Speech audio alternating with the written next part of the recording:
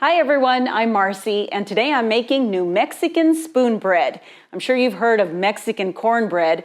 Well, this is New Mexico's version, which we make with Hatch Green Chile and cheese.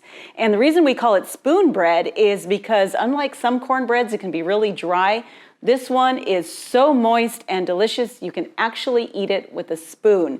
So if that sounds like something you'd like to try, do me a favor and click that subscribe button because that would really help me out. And let's get cooking.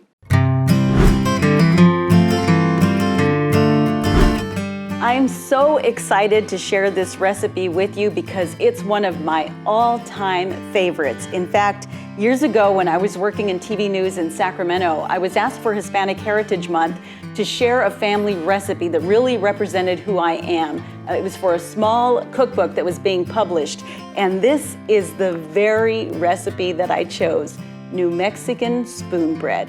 So here's what you're going to need. 1 can creamed corn, 3/4 cup milk, 1/3 cup melted butter or shortening. You can also use vegetable oil, 2 eggs, 1 cup cornmeal, half a teaspoon baking soda, and you're also going to need about 1/2 cup to 3/4 cup of chopped Hatch Green Chile. Now I know not everyone has access to it. If you've been following my videos, you know that right now I have a freezer full of chili to last me for the whole year. But you can find this in the grocery store sold in a can. In fact, I believe they're 4 and 7 ounce cans. 1 7-ounce can should be perfect for this recipe. I know because I've had to use a can plenty of times when I've run out of chili. You'll also need about 1.5 cups shredded cheddar cheese. Now you're also going to need an 11 by 7 inch baking pan or a 9 by 9 square pan, something in that vicinity. So let's go ahead and get started. First, preheat the oven to 350 degrees. Then in a large bowl, mix all the moist ingredients together. I'm going to do this in the order given, starting with a can of creamed corn. Then I'll add the milk and the melted butter. Before I put the eggs in, I'm going to crack them open into a small bowl and slightly beat them. You don't want to scramble them, you just want to break them up a bit, and then you can add them to the other moist ingredients. Now in a separate bowl, I'll mix together the dry ingredients, which is just the cornmeal and the baking soda. Next, I'll pour the dry ingredients into the moist ingredients and mix well to form the batter. This is a consistency you're looking for. It's still going to be very wet. Now I'll take my greased baking dish and I'm going to pour just enough of this batter to form a layer across the bottom of the dish.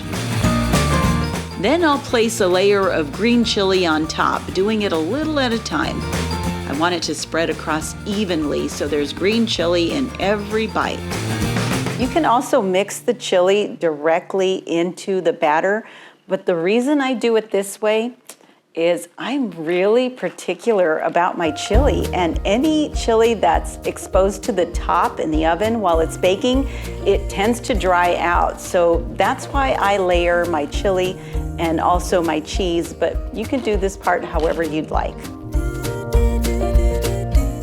I'm going to use almost all of the grated cheese as I layer it on top of the chili, but I reserve a little cheese for the top.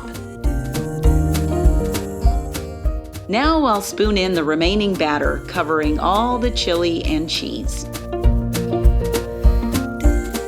Finally, I'll sprinkle the remaining cheese on top and I'll place it in the oven and let it bake for 30 to 40 minutes. You can do the toothpick test to see if it's done, but keep in mind this is a really moist cornbread. Now I know mine is done, so I'm going to take it out of the oven and let it cool for just a bit. Then I'll cut it up into squares. That looks great.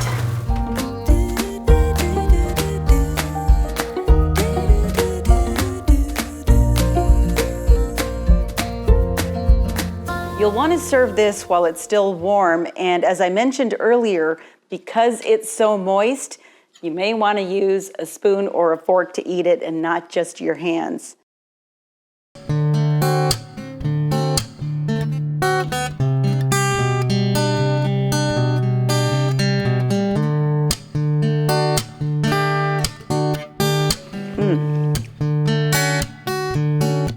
This really is unlike any cornbread you'll ever have.